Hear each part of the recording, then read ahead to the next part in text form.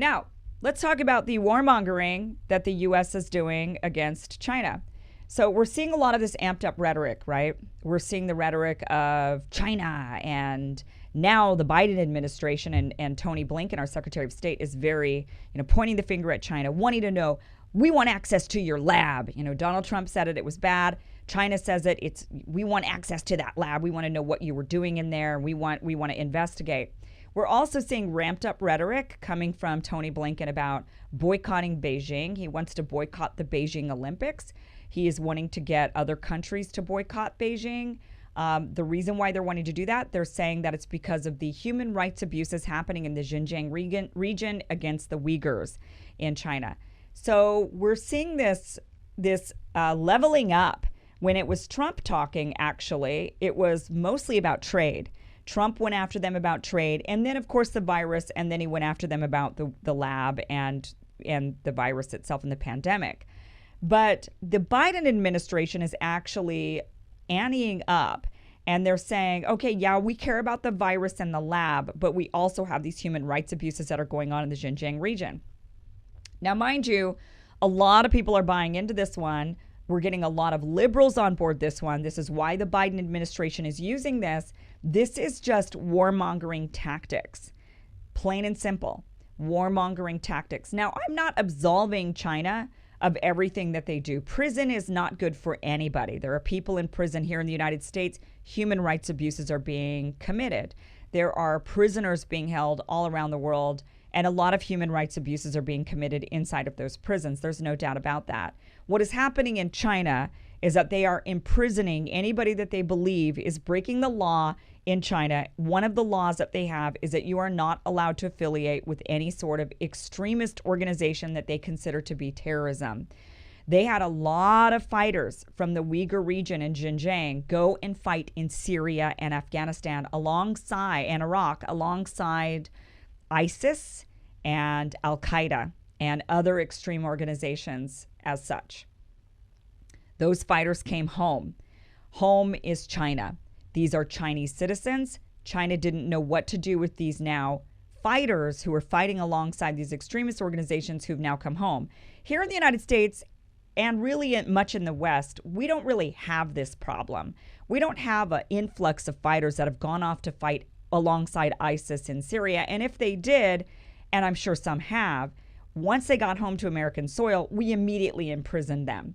That was absolutely illegal. You could not go and fight for ISIS as an American citizen, come home and just live your life.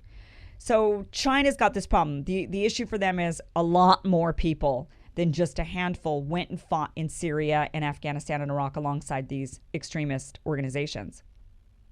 On top of that, not only do they have a lot of fighters that went, but a lot of family members, friends, and others in their community supported those efforts. That was all illegal in China.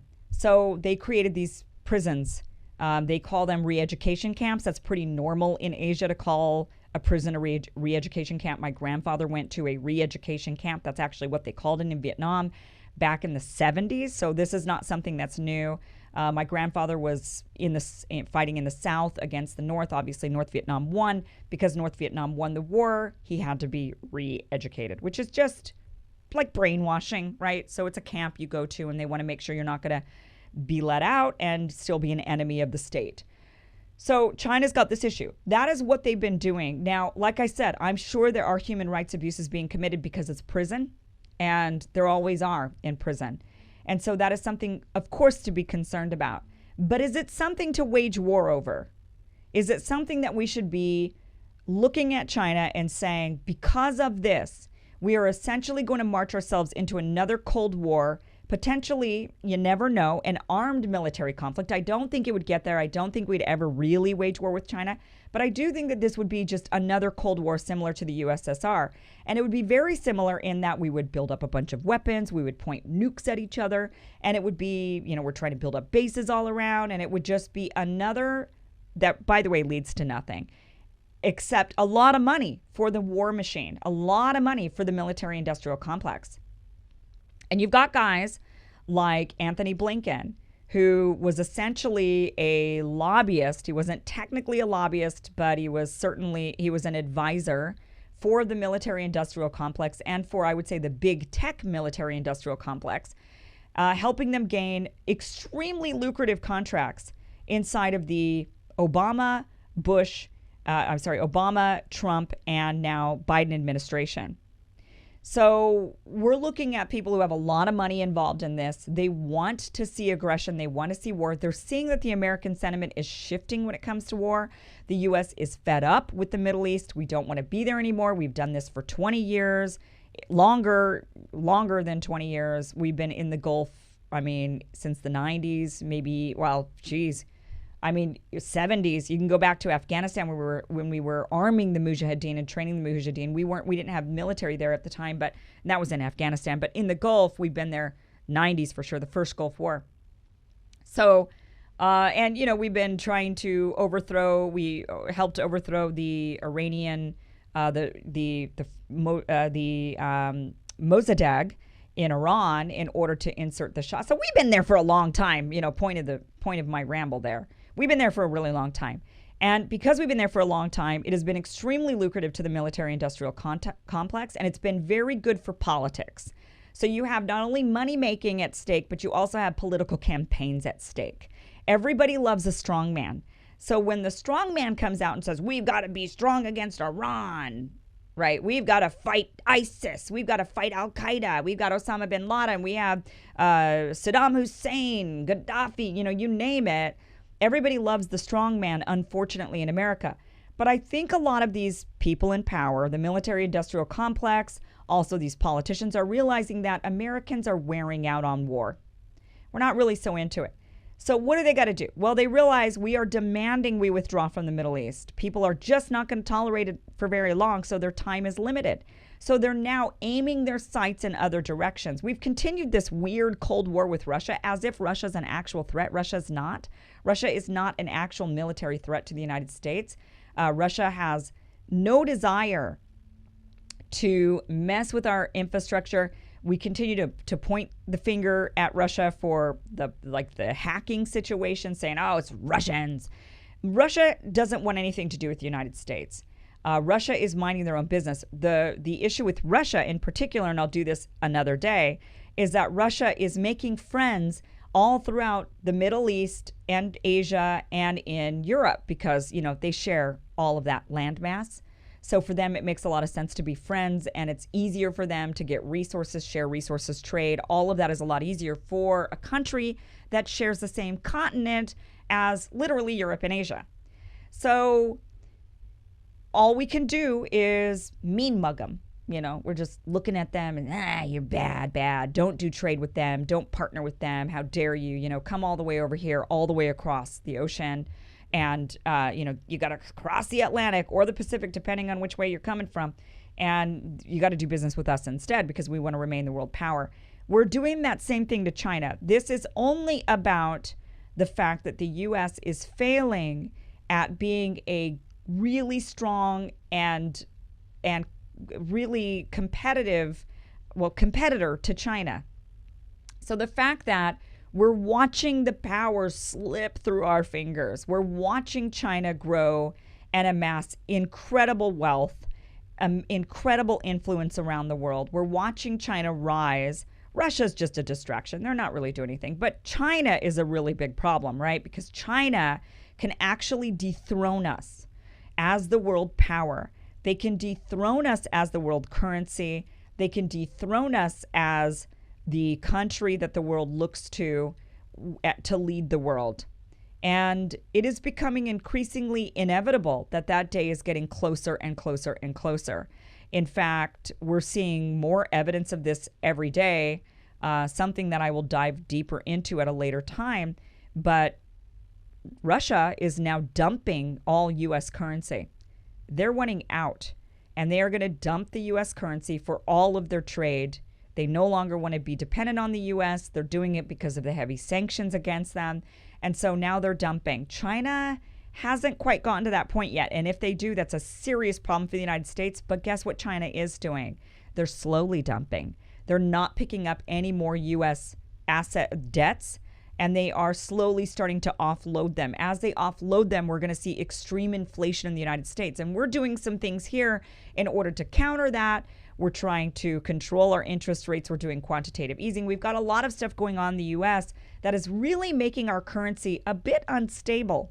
And there's other countries that are seeing it, and they're saying, you know, the U.S. is kind of gambling with their currency right now with their quantitative easing, and they're gambling with their currency with these big bailouts, and they're gambling with their currency with having all these debts that are held by all these foreign countries, Japan and China and whatnot.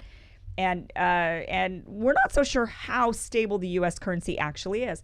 So now we're seeing this crazy trend. El Salvador today just announced that their official currency will soon be Bitcoin. That's right. Right now in El Salvador, everything's in dollars. They do have their own currency, but nobody really uses it. They use dollars. And they've decided that the dollar is not as stable as they think the dollar might or should be pretty soon.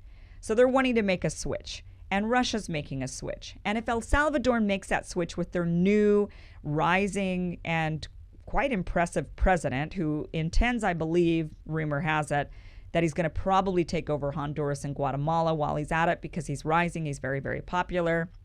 He's very young. He's very innovative. And so there's a lot of chatter. And of course, we're going to see a lot of demonization of that president. So everybody pay attention to El Salvador. That is the country to watch. I know that there's others watching other countries, but the one to watch is El Salvador. I know that there's some talk about Peru. No, it's not Peru. It's not Guatemala or Honduras. It's not Brazil even. The only country to watch right now down in South America, Central America, really the world, quite frankly, is El Salvador. So mark my words on that. And if they're not careful, they will be. And they know this, which is why they're switching to Bitcoin. They know that the U.S. can tank you if the U.S. just doesn't like you. So the minute the U.S. says, screw you, we don't like you, we don't like what your regime is, rather than government, right? We don't like what your regime is doing. We want you to crumble and fall. We want to topple you. We need to get, we're going to do to you what we did to Venezuela, what we did to Cuba, what we're doing to Iran, what we want to do to Russia, right? We're just going to squash you. And El Salvador's president says, no, you're not. We're switching to Bitcoin. And Russia now is saying, no, you're not. We're dumping the U.S. currency and we're moving to the Chinese currency. And the world is starting to move in that direction. Now, China's not quite ready to become the world currency, the world reserve currency, but it is a matter of time. And it will only be a short matter of time before the U.S. dollar is replaced as the world currency. And then we're going to have a bit of a problem on our hands. So in order to, rather than blame our own selves, rather than looking inward and saying, crap, we have problems. We've had a difficult time because we're making friends around the world. We haven't been investing in these African nations like China has. Now, instead, what we've been doing is we've been saying, oh, well, you know what they're really doing to China? They're putting them in this crazy amount of debt.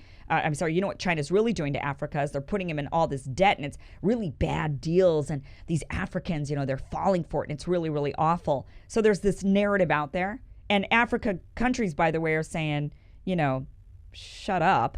You guys haven't invested in us. You've let us remain a third world countries forever. And now we're finally getting somebody coming in wanting to help us level up and go into the first world. And you guys are trying to somehow smear it and deter people from this. No, we don't want to live in squalor for the rest of time.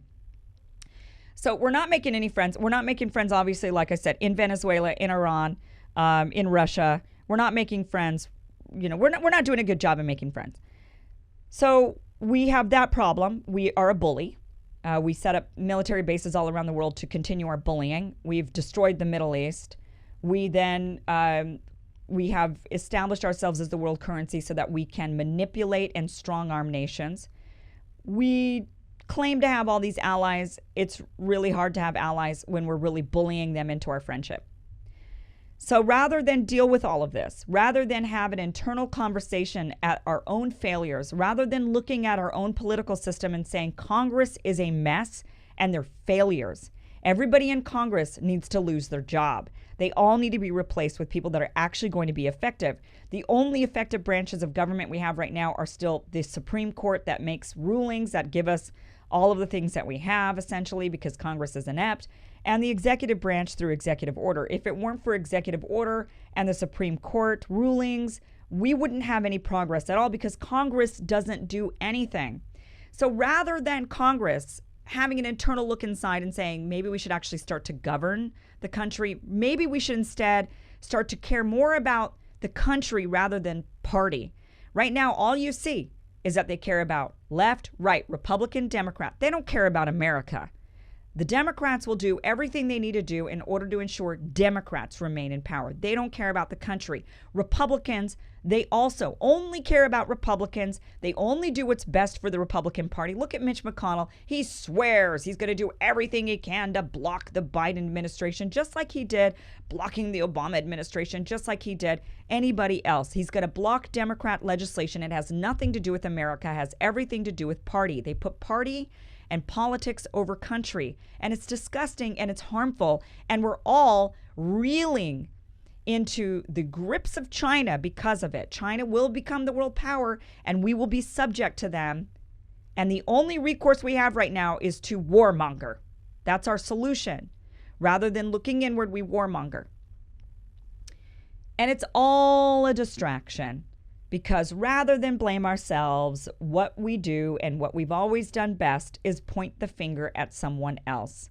Everybody in our political system in Washington will, rather than say, maybe it was my fault, maybe we didn't do anything, they instead point the finger at China, like as if China is the reason for our crumbling infrastructure, why China is the reason why we have spent so much money on the military and building bases around the world and creating enemies who pretend to be our friend. It's China's fault. All of this is China's fault. When in reality, a lot of the reason why we are crumbling and why China's rising is because we had unfettered capitalism. Now, I'm not fully against capitalism. I don't want you to get me wrong. There are a lot of benefits to capitalism. Capitalism has certainly gotten much of the world out of poverty. But unfettered capitalism is a problem. And when you just allow anything to be up for sale for the highest bidder, and it doesn't matter who, then guess what? China's going to buy you because they can, because you've allowed it. And then when we go and we want to buy China, China says, no, you can't do that here.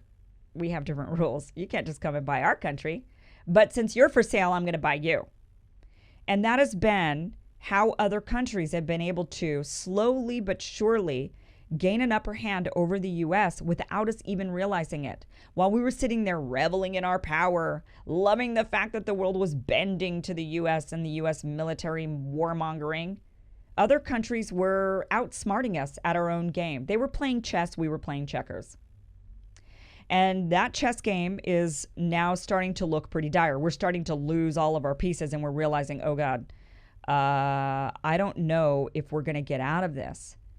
And the only thing we could do is start to blame the other person and say, you cheated. It's because of you. You're a cheater. I'm not losing this game because of my own piss poor playing. I'm losing because you cheated. Cheater. So we're a bunch of children and we're now using a lot of different rhetoric, whether it be, the virus came from a lab in China. Even if it did, that lab in China was heavily funded by international governments, including the United States. That was an international lab. It happened to be in China because China allows, their government is more liberal when it comes to what you can do and cannot do as a scientist. Here in the United States, we have a lot more rules. Unless you're military, then you can kind of get away with a lot more. But in China, you cannot. I'm sorry, in China, you can get away with a lot more experimentation. The U.S. has a lot more rules on that. China doesn't. So the lab was based there. A lot of international governments and international institutions funded that lab, including the United States. If the virus came from them, surely it was a mistake. And it's certainly not a reason to wage war. But we are attempting to, and the rhetoric will ramp up, and we will say China must pay. And when we do, China will, because they will have no choice, even if it's not in their benefit, but they will do it because they will survive it. They'll dump all of their U.S. debt, and they will flood our market with U.S. dollars, and inflation will go through the roof. Now, people say, well, that's not in China's best interest. Well, propping us up to continue to point the finger at them in an act of war is also not in China's best interest. China will survive because China's been making friends all around the world. It'll be us who are scrambling when we lose our power and we start to call on our friends around the world, and those friends say, I was only your friend because you bullied me into it. I didn't really want to be your friend. You're kind of mean. You know, you threaten us. So, no thanks. All of that is going to happen. And that is going to be a very, that is a day that is becoming more and more imminent. And that is why our political leaders are pointing the finger at China. And they're using all of this ramped up rhetoric. So when we look at this whole lab leak, you know, though I might agree and I reported on it over a year ago, I still say be very, very cautious, because this is the talking point of a warmonger. When they talk about the Uyghurs and the Xinjiang region, be very, very cautious, because this is the rhetoric of a warmonger. All of this is rhetoric of a warmonger. When they talk about Taiwan and China's aggression against Taiwan, that is the rhetoric of a warmonger. So be very, very cautious with all of this. This is just another Cold War. This is similar to Russiagate. There's going to be a lot of us who have to spend a lot of our time in the coming years debunking a lot of the narrative. And that will become, quite frankly, increasingly scary for us. Because those of us who are constantly saying, okay, you know, we got to debunk this, and that's not totally true. And we don't need to be ramping up rhetoric. We don't need to be making more enemies. We don't need to be going into another Cold War. We don't need to be doing this. We need to have a different tactic, a different approach with how we approach the world, how we engage the world, because this isn't going to work long term.